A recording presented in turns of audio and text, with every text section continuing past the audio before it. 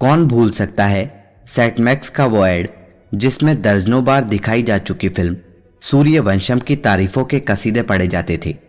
फिर लगभग धमकाने वाले अंदाज में कहा जाता था कि भानु प्रताप ठाकुर ने जहर वाली खीर खाई है या नहीं, यह देखना है तो तैयार रहे दोपहर 12 बजे।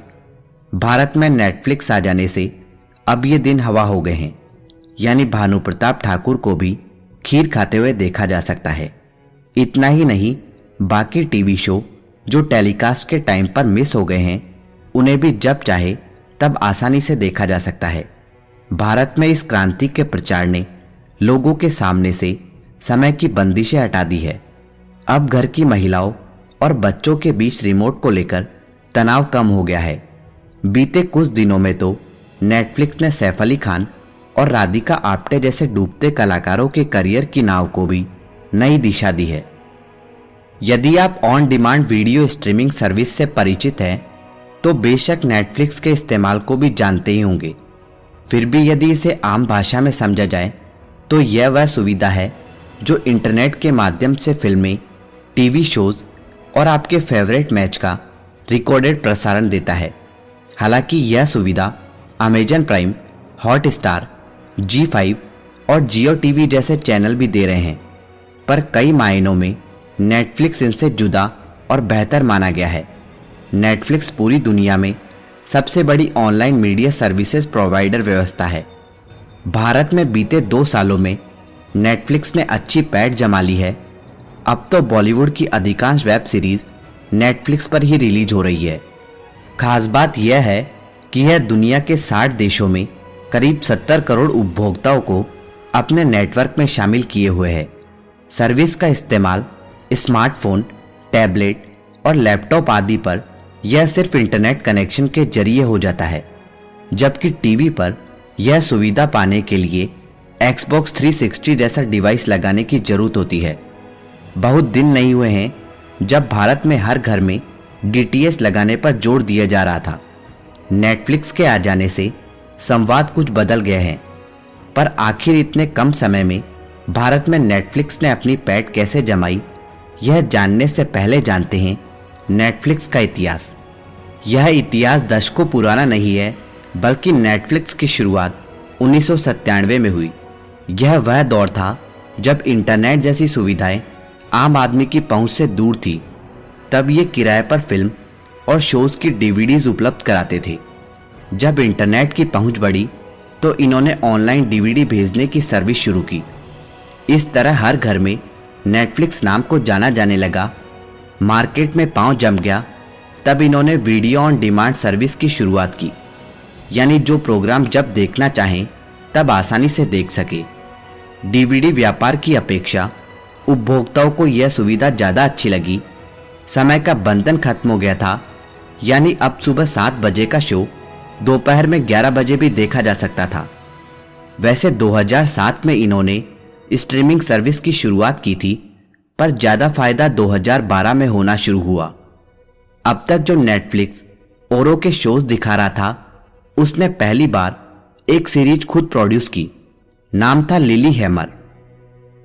पहली सीरीज सुपरहिट हुई और नेटफ्लिक्स फिल्मों और वेब सीरीज का निर्माण करने लगे।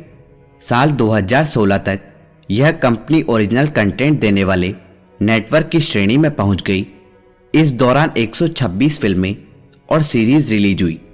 एक रिपोर्ट के अनुसार अप्रैल 2018 तक नेटफ्लिक्स के दुनिया भर में तकरीबन 12.8 करोड़ सब्सक्राइबर बन गए।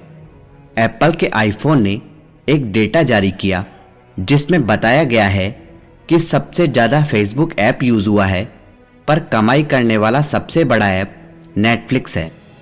प्रियंका चोपड़ा, दीपिका पादुकोण और ऐश्वर्या राय जैसी सिने तारिकाओं के कारण बॉलीवुड इंटरनेशनल पहचान रखता है। ऐसे में नेटफ्लिक्स के लिए भारत में आना फायदे का सौदा था। साल 2016 में नेटफ्लिक्स ने भारत में अपनी सेवा देना शुरू किया। शुरुआत में टीवी शोज और फिल्मों के जरिए हुई। जुम्मा जुम्मा 2 साल के भीतर नेटफ्लिक्स ने exclusive series sacred games release कर तहलका मचा दिया।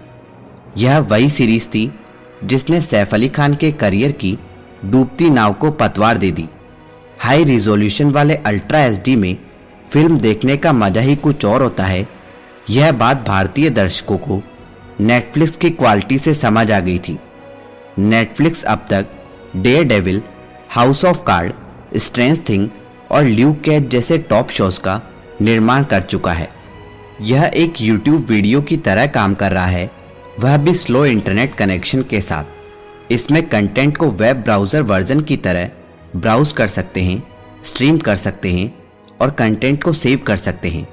वैसे भारत में नेटफ्लिक्स के प्रचार के लिए जियो का थैंक्स कहना तो बनता है, क्योंकि यह बात जग जाहिर है कि भारत में नेटफ्लिक्स का प्रचार गाजे बाजे के साथ नहीं हुआ, पर अमेरिकी बहुराष्ट्रीय कंपनी का आगमन तो कुछ खास वजह ही होगी। टेलीकॉम टॉक के एक सर्वेक्षण पर गौर करें तो 45% इंटरनेट यूजर के पास 1 से 3 MB प्रति सेकंड की स्पीड का इंटरनेट कनेक्शन है। 30% यूजर 1 MB प्रति सेकंड से कम स्पीड वाले हैं और 50 MB प्रति सेकंड से अधिक स्पीड का कनेक्शन 1% से भी कम लोगों के पास है।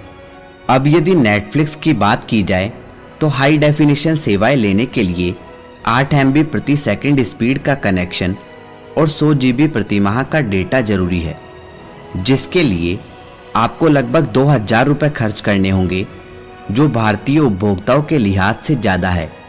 बावजूद इसके हर रोज़ नेटफ्लिक्स के यूजर्स बढ़ रहे हैं।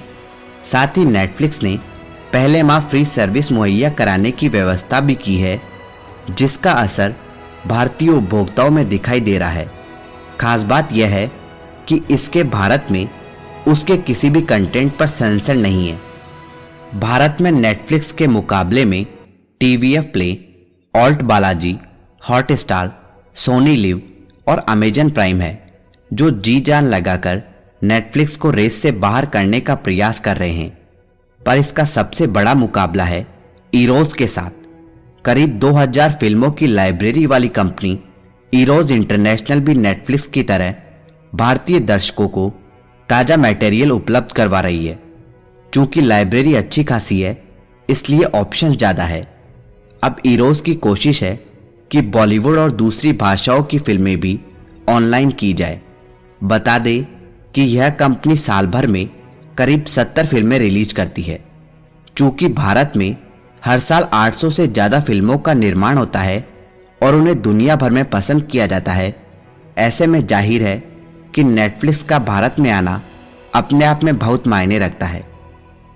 तो दोस्तों, यह था नेटफ्लिक्स का DVD की दुकान से लेकर दुनिया के ब्रांड तक का सफ़र।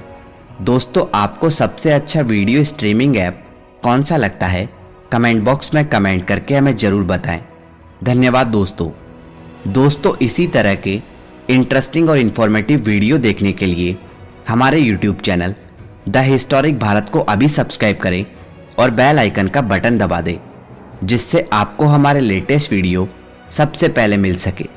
धन्यवाद दोस्तों।